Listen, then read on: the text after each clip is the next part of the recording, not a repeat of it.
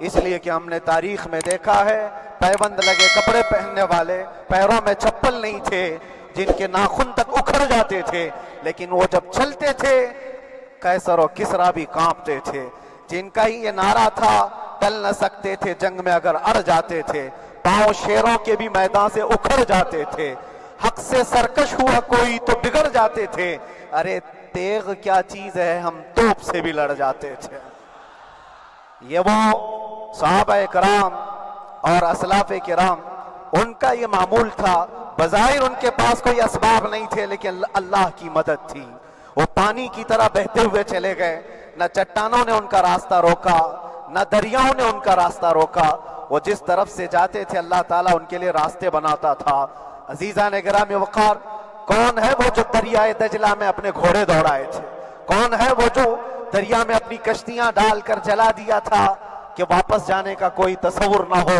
یہ سب میرے مصطفیٰ کریم کے دیوانوں کی ہی بات تھی۔ اسی لیے آج بھی دنیا گھبراتی ہے تو شانے لوگوں سے نہیں، دیوانوں سے ہی گھبراتی ہے، بہت زیادہ چالاک رہنے والوں سے نہیں، دیوانوں سے دنیا گھبراتی ہے، اس لیے کہ دنیا کو پتا ہے، دنیا جانتی ہے کہ دیوانہ کہاں دیکھتا ہے کسی کو پتا نہیں، اور یہ اس دیوانے کی بات کر رہا ہوں جس کے لیے اللہ کے حبیب صلی اللہ تعالیٰ علیہ وسلم کی عزت و وقار سب سے اول ہے۔ عزیزان گرامی وقار، آج آپ کے سامنے حاضر آیا، یہ میرے استاد گرامی، مربی، استاذ الاساتذہ، برادر گرامی حضرت العلامہ مفتی زبیر احمد صاحب قبلہ ادام اللہ اقبالہ، جنہوں نے دن رات ایک کر دیے تھے، میرے خیال سے 8 مہینے میں جتنے ان کے بال سفید ہوئے اس سے زیادہ نہیں ہوئے ہوں گے، صرف اس لیے نہیں کہ ایک بھائی کے لیے، اس لیے بھی لڑ رہے تھے کہ ایک عالم کے لیے جس سے دین کا بہت سارا حصہ وابستہ ہے۔ ان کی محنتیں رائگاں نہ گئیں، بہت سارے میرے احباب و اقربا، خاص طور پر مدن پورہ اور وکرولی سے، جنہوں نے اپنے گھر بار چھوڑ کر میرے لیے دوڑتے بھاگتے رہے، اللہ رب العزت اس بات کا شاہد ہے، ایک ایک دن اندر میں نے سب کے لیے دعائیں کی ہیں، اور ایسا نہیں کہ کوئی دن بھولا جاتا، اور باہر کی ہمیشہ یہ خبریں آتی رہتی ہیں کہ حالات کیسے کے کیسے ہوتے جا رہے ہیں۔ کبھی اگر گھبراہٹ اور بے چینی ہوتی تو میرے عزیزوں صرف ایک ہی بات ہمارے پاس تھی علاج کے لیے، ایک ہی علاج تھا۔ جب بے چینی بڑھ جاتی، اپنوں سے رابطہ نہیں ہو پاتا اور کسی کے خبر نہ پہنچتی، کھانے پینے کی تکلیفیں، رہنے سہنے کی مصیبتیں جب سر پر آتی تو ایک ہی علاج تھا، ان کے نثار کوئی کیسے ہی رنج میں ہو، ان کے نثار کوئی کیسے ہی رنج میں ہو، جب یاد آ گئے ہیں سب غم بھلا دیے ہیں، جب یاد آ گئے ہیں سب غم بھلا دیے ہیں۔ اس رسول محترم صلی اللہ تعالیٰ علیہ وسلم کا احسان عظیم ہے، بار بار مجھے یہ احساس ہوتا رہا، پوری دنیا اگر چھوڑ دے مگر یقین تھا آمنہ کا لال کبھی نہیں چھوڑے گا، اور چھوڑا بھی نہیں، اور چھوڑا بھی نہیں۔ ہر رات جو ہمارا معمول تھا، ہم نے جو دیکھا، ہماری پچھلی زندگی میں ہم نے اتنے عجائبات نہیں دیکھے ہوں گے جو 8 مہینے کے اندر ہم نے دیکھے۔ نبی پاک صلی اللہ تعالیٰ علیہ وسلم کے انعامات و اکرامات، رب تبارک و تعالیٰ کی مدد سے دل مضبوط ہوتا ہے۔ عزیزان گرامی، ہم نے تو وہاں ایسے لوگوں کو دیکھا جو ڈپریشن کا شکار ہو کر کافر بھی ہو گئے، اور حالات سے گھبرا کر کے وہ انکار کر بیٹھے، کوئی خدا نہیں ہے، کوئی مدد نہیں آتی ہے، ایسے حالات وہاں دیکھے، لیکن ان حالات میں بھی اللہ تبارک و تعالیٰ کی مدد ساتھ رہی۔ رسول پاک صلی اللہ تعالیٰ علیہ وسلم کا انعام و اکرام یہ تھا کہ جس طرح سے گئے تھے اسی طرح سے واپس بھی آئے، جس طرح سے گئے تھے ویسی واپس آئے، اور نہ میرے مصطفیٰ نے باہر میری عزت میں کمی کی، نہ اندر عزت میں کمی کی، کہیں پر بھی نہیں۔ الحمدللہ، جس شان کے ساتھ رسول پاک صلی اللہ تعالیٰ علیہ وسلم اپنے چاہنے والوں کو رکھتے ہیں، وہ میں نے دنیا میں دیکھا، اور پھر یہ عرض کیا آقا، آج آپ کی عزت پر بات کرنے والے کو چاہے وہ 1000 کال کوٹری کے اندر ہو، آپ عزت کے ساتھ بٹھاتے ہیں تو پھر قیامت کے دن اس کی عزت کا کیا حال ہوگا؟ عرش حق ہے مسند رفعت رسول اللہ کی، دیکھنی ہے حشر میں عزت رسول اللہ کی۔ میرے عزیزو، ایک بات کو طے کر کے چلو، انہیں جانا انہیں مانا، نہ رکھا غیر سے کام، للہ الحمد میں دنیا سے مسلمان گیا۔ اس ایک بات میں جو عزت ہے، دنیا کے کسی مقام و منصب اور مرتبے میں عزت نہیں ہے۔ اور حالات دنیا انشاءاللہ میں سناتا رہوں گا۔ اللہ تبارک و تعالیٰ جب تک یہ زبان رکھا ہے حق بولتے رہیں گے اور سناتے رہیں گے، اور بھی حالات آپ کو انشاءاللہ العزیز آگے سناتے رہیں گے۔ لیکن آج خصوصیت کے ساتھ میں جمعہ کے لیے اسی لیے حاضر آیا کہ یہاں کے لوگ پل پل یاد کرتے رہے۔ حضرت مجھے ہر بار خبر دیتے کہ جب نماز سے فارغ ہو کر کے میں نکلوں تو مجھے لوگ پکڑ لیتے، کیا ہوا، اب کیا خبر ہے؟ تو جس قدر آپ کی بے چینی تھی، بے قراری تھی، میرے عزیزو مجھے بھی ملنے کی بے چینی اور بے قراری تھی، لیکن یہ ایک سٹیج تھا جس سے گزارا گیا ہے، ایک مقام تھا جس سے گزارا گیا۔ میں تو ایک نکما آدمی، میں تو ایک کم پڑا ہوا ہوں، لیکن آپ کو بزرگان دین کی اگر تاریخ پتہ ہو، امام اعظم ابو حنیفہ رضی اللہ تعالیٰ عنہ جن کو ناحق جیل میں رکھا گیا تھا، امام موسیٰ کاظم رضی اللہ تعالیٰ عنہ 7 سال تک قید میں رہے۔ یہ کون امام موسیٰ کاظم؟ جن کے دربار میں جانے کے لیے غوث اعظم عبد القادر جیلانی رضی اللہ تعالیٰ عنہ 4 کلومیٹر دور اپنی چپل اتار دیا کرتے تھے۔ امام موسیٰ کاظم کا وہ دربار ہے جن کو باب الحوائج کہا جاتا ہے۔ اس امام کو 7 سال تک بغیر کسی قصور کے قید میں رکھا گیا، اور حد تو یہ ہے کہ اسی قید خانے میں زہر دے کر کے آپ کو مارا گیا ہے۔ آپ کا جنازہ جیل سے نکلا تھا۔ امام احمد بن حنبل جن کو 5 لاکھ حدیثیں یاد ہیں نبی پاک صلی اللہ تعالیٰ علیہ وسلم کی، بغداد کے سر بازار آپ کو ننگی پیٹھ پر کوڑے مارے گئے۔ آپ کو اندازہ ہے بزرگان دین کی ایک لمبی فہرست ہے۔ جب میں وہاں گیا تھا تو ایک بزرگ کی بڑی یاد آئی، وہ تھے حضرت مجدد الفسانی رضی اللہ تعالیٰ۔ اکبر جیسے ڈکٹیٹر کے سامنے، اس زمانے کے سب سے بڑے ڈکٹیٹر بادشاہ کے سامنے آپ نے حق بات کا اعلان کیا تھا۔ مجدد الفسانی رحمۃ اللہ تعالیٰ علیہ نے فرمایا تھا کہ اسلام نام سے جو دین ہوگا وہ محمد عربی کا لایا ہوا ہی دین ہوگا، کسی اور بادشاہ کا بنایا ہوا نہیں ہوگا۔ اس بات پر آپ کو قید میں ڈالا گیا تھا، 8 سال تک قید میں رکھا گیا۔ 8 سال میں بادشاہ مر بھی گیا، بیٹا بادشاہ بنا، لیکن کسی نے آ کر جہانگیر کے سامنے یہ بات رکھی کہ آپ کے باپ نے جس مولانا کو قید میں ڈالا تھا گوالیار کی جیل میں، 8 سال میں جیل کا نقشہ بدلا ہوا ہے۔ تو بادشاہ نے پوچھا ہوا کیا ہے؟ کہا کہ اس مولانا نے 8 سال میں تقریباً 700 قیدیوں کو عالم بنا دیا ہے۔ درس حدیث، درس تفسیر، قرآن کا علم، نمازیں جماعتوں سے وہاں اس طرح ادا ہوتی ہیں جیسے لگتا ہے گنبد خضرا کی چھاؤں میں ہے۔ رب تبارک و تعالیٰ کا یہ احسان عظیم تھا۔ ان 8 مہینوں میں بحمدہ تعالیٰ میں نے اپنی لائف میں کبھی اتنی امامت نہیں کی تھی جتنی وہاں امامت کیا، اس لیے کہ پابندی نہیں ہو پاتی۔ جب جب امام رہا مسجد میں چھٹیاں ہوا کرتی تھی، ادھر ادھر آنا جانا، لیکن وہاں پر کبھی کسی نماز میں چھٹی نہیں ہوئی۔ اور امامت اللہ تبارک و تعالیٰ کو جہاں لینا ہے وہاں لیتا رہے۔ اور مجھے اس بات کا تھوڑا قلق تھا، 24 سال سے میں تراویح سنا رہا تھا، 24 سال، 24 تراویح ہو چکی تھی، رمضان المبارکہ 24 گزر چکے تھے، 25واں سال تھا، ظالموں نے مجھے رمضان سے پہلے اندر کر دیا۔ بار بار یہ خواہش ہوتی تھی کہ میری تراویح چھوٹنے نہ پائے، 25ویں تراویح ہے، 25ویں محراب ہے، لیکن رب تبارک و تعالیٰ کا احسان، اندر موجود سارے مسلمانوں نے یہ مطالبہ کیا کہ ہم یہاں جماعت سے تراویح قائم کریں گے۔ اور اب تک لوگ الم تری کیف والی تراویح کبھی کبھار پڑھ لیا کرتے ہیں، لیکن سارے لوگوں نے مل کر کے یہ اتفاقاً کہا کہ ہم پورا قرآن آپ سے سننا چاہتے ہیں۔ کیسے کیسے قیدی تھے، کیسے کیسے کرائم والے تھے۔ میں نے کہا آج میں ایک دن پڑھاتا ہوں، ایک پارہ پڑھوں گا، آپ کو اگر لگے تو بتا دینا، بھاری پڑ جائے، کیونکہ لوگ سارے کرمنل ہیں اور کئی طرح کے جرائم کیے ہوئے لوگ ہیں۔ نماز دین سے کہاں زیادہ رشتہ، کہاں ہو سکتا ہے یہ گھبرا کر بھاگ جائیں۔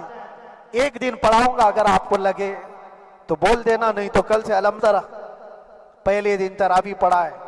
دوسرے دن سارے لوگوں نے کہا آپ نے ایک پارہ پڑھایا ہے، سحری تک بھی پڑھائیں گے تو انشاءاللہ کھڑے رہیں گے۔ یہ جو استقامت، یہ ساری چیزیں دلوں کا جمع ہونا اور ہماری طرف دلوں کو پھیر دینا بغیر اللہ کی مدد کے نہیں ہوتا، رسول پاک صلی اللہ تعالیٰ علیہ وسلم کے کرم و احسان کے بغیر نہیں ہوتا۔ وہ تراویح بھی پڑھتے رہے، تفسیر قرآن بھی سنتے رہے اور قرآن کی تعلیم بھی لیتے رہے۔ پھر مجھے اندازہ یہ ہوا کہ رب تبارک و تعالیٰ کی منشا یہ تھی کہ ہماری تراویح کی محراب کی سلور جبلی جیل کے اندر ہو جائے۔ مجھے اس بات کا کوئی قلق نہیں رہا کہ میری کوئی چیز چھوٹ گئی ہے۔ ہاں، عید، بقرعید، محرم، یہ تمام چیزیں لوگوں کی یاد تو رہتی، رشتہ دار، احباب، اقربا کی یاد، لیکن اللہ کی مرضی، میرا رب تبارک و تعالیٰ جو پسند کرے اس میں ہم راضی ہیں۔ اگر مولا یہ چاہتا ہے کہ میں تنہا پڑھوں تو اس کی رضا میں ہم راضی ہیں، اگر وہ چاہتا ہے کہ مجمع ہزاروں میں ہم نماز ادا کریں تو اس کی مرضی پر ہم قائم ہیں۔ عزیزان گرامی وقار، صبر اور سکون کے ساتھ جو حالات گزرے اس میں سب سے بڑا کردار آپ سب کی دعاؤں کا ہے، سب کی دعاؤں کا۔ مشائخ، سارے پیران اعظام، تمام سلاسل کے اور ہر مسجد کے امام اپنے محراب اور منبر سے جو دعا کرتے رہے، یہ سارا ذخیرہ میرے لیے اتنا بڑا ہے جس کو میں بیان نہیں کر سکتا۔ ہر ایک کی جانب سے دعائیں، عورتوں، بچوں کی طرف سے منتیں، روزے، نہ جانے کیا کیا کر لیا۔ پھر مجھے اندازہ ہوا کہ صرف اپنے آرام، اپنے راحت کے لیے پھڑپھڑانے سے کچھ نہیں ہوگا۔ رب تبارک و تعالیٰ یہ چاہتا ہے کہ پوری امت مل کر کے اس فقیر کے لیے دعا کرے، اور اللہ تعالیٰ کو جب تک منظور تھا تمہاری دعائیں ہوتی رہی۔ بعض لوگوں کو یہ خیال بھی آیا، کچھ میرے احبا اقربا رشتہ داروں نے بھی کہا اتنی ساری دعائیں ہوئی، اتنی ساری دعائیں ہوئی، قبول کیوں نہیں ہوتی؟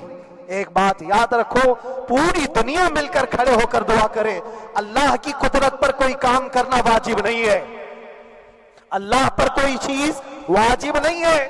اگر وہ اپنے فضل سے عطا کر دے تو اس کا احسان ہے، اس کا احسان ہے۔ اب چاہے وہ سال بھر میں قبول کرے کہ 5 سال میں قبول کرے۔ ایک بات یاد آتی ہے میرے عزیزو، ہماری قید تو 8 مہینے کی ہوگی، ان بزرگان دین کی قید 8 سال، 7 سال۔ امام محمد بن حسن عسکری 20 سال تک قید میں رہے، 20 سال تک اندر سلاخوں کے پیچھے بند رکھا گیا۔ یہ اہل بیت اطہار ہیں، ائمہ اعظام ہیں، ان کی تکلیفیں دیکھ کر پھر ہماری تکلیف چھوٹی لگتی، اور پھر نبی پاک صلی اللہ تعالیٰ علیہ وسلم کی یاد آتی۔ صرف اس بات کا ہمیں فخر تھا کہ تم نے کبھی چوری کے الزام میں تو نہیں گرفتار کیا، کسی گھناؤنے الزام میں تو نہیں گرفتار کیا۔ ہاں، اگر کسی بات پر گرفتار کیا ہے تو ان سے پوچھو تو اب یہ بولنے میں بھی شرم کرتے ہیں، مولانا کو کیوں گرفتار کیا ہے، مولانا کو کیوں اندر رکھا ہے؟ شرم آتی ہے بولنے میں، کیونکہ انہوں نے کچھ ایسا بولا تھا جس کو بولنے میں شرم آتی۔ کیا بولا تھا میرے عزیزو؟ یہ ایک الگ کہانی ہے، ابھی میں اس پر کچھ گفتگو نہیں کرتا، اس لیے کہ ہر ایک کو یاد ہو چکی ہے، ہر ایک کو یاد ہے، میں اس کہانی کی طرف نہیں جاتا۔ لیکن اتنا مجھے آج اس ملک میں رہتے ہوئے احساس ہے کہ ابھی بھی انصاف ختم نہیں ہوا ہے۔ انصاف پوری طرح ختم ہو جائے تو اللہ کا عذاب آ جائے گا، اللہ کا عذاب آ جائے گا۔ چند لوگ نا انصافی کر سکتے ہیں، لیکن پوری کی پورے روئے زمین پر رہنے والے انسان نا انصافی کرے، ایسا نہیں ہوتا۔ ہمارے حق میں سپریم کی طرف سے جو انصاف آیا ہے، ہمارے دل میں اس قدر جگہ ہے آج، اور اس قدر احساس ہے کہ ہمیں یہ اندازہ آج بھی ہوتا ہے کہ چاہے کچھ بھی ہو جائے لیکن انصاف پوری طرح سے مر نہیں سکتا، انصاف پوری طرح سے مر نہیں سکتا۔ یہ ہمارا ملک عزیز ہندوستان کسی خاص آدمی کے ٹھیکیداری میں نہیں ہے، سبھی کا خون شامل ہے یہاں کی مٹی میں، کسی کے باپ کا ہندوستان تھوڑی ہے، ہمارا بھی ہے، آپ کا بھی ہے، سب کا بھی ہے۔ اور میرے عزیزو، پتہ نہیں، یہ بھی شاید راحت اندوری صاحب کا شعر ہے، اور اس سے پہلے بھی کچھ بولا تھا، وہ بھی ان کا ہی تھا، تو ڈینجر ہی ہوا کرتا ہے۔ اللہ تبارک و تعالیٰ آپ سب پر فضل فرمائے، کرم فرمائے۔ جو چیز خاص طور پر بولنی ہے وہ یہ ہے، ان حالات سے آج جو گھبرائے ہوئے ہیں یہ وہ لوگ ہیں جو عیش پرست ہیں۔ میں کسی کو خاص ٹارگٹ کر کے نہیں کہنا چاہتا، لیکن بہت سارے وہ لوگ جو اثر و رسوخ رکھتے ہیں لیکن وہ آگے آنا نہیں چاہتے۔ دین اسلام پر حملے ہوں، حضور پاک کی عزت پر حملہ ہو، کسی کو بولنا نہیں ہے، کیونکہ پتہ ہے دیکھو اس مولانا کو کس طرح کی ہے، اسی طرح دوسروں کو بھی کر دیا جائے۔ جو کمفرٹ زون میں بیٹھنے کے عادی ہو گئے وہ اپنا ایریا چھوڑ کر ہٹنا نہیں چاہتے۔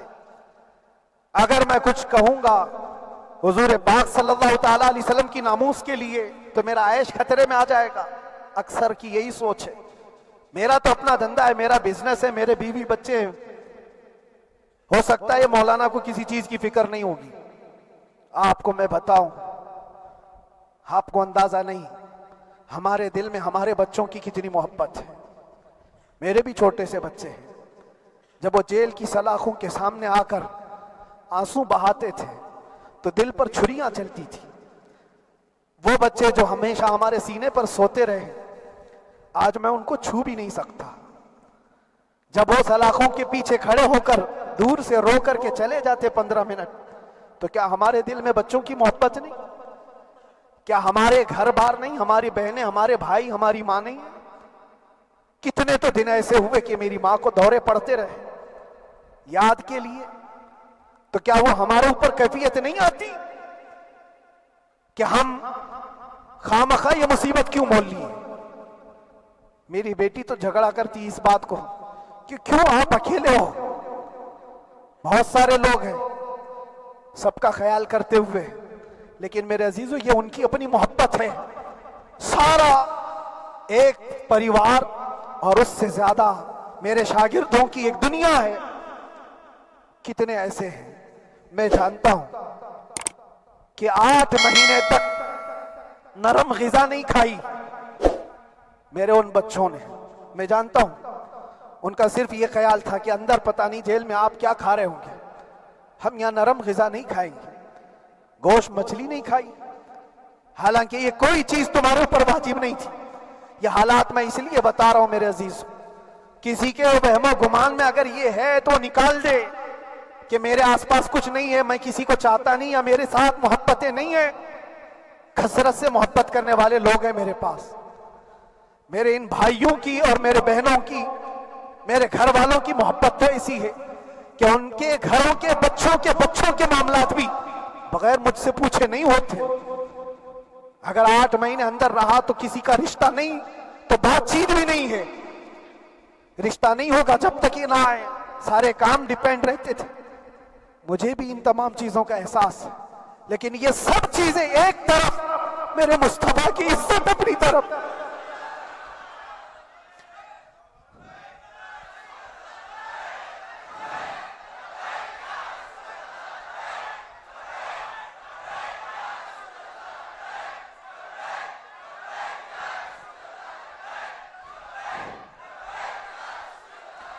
میرے عزیزوں،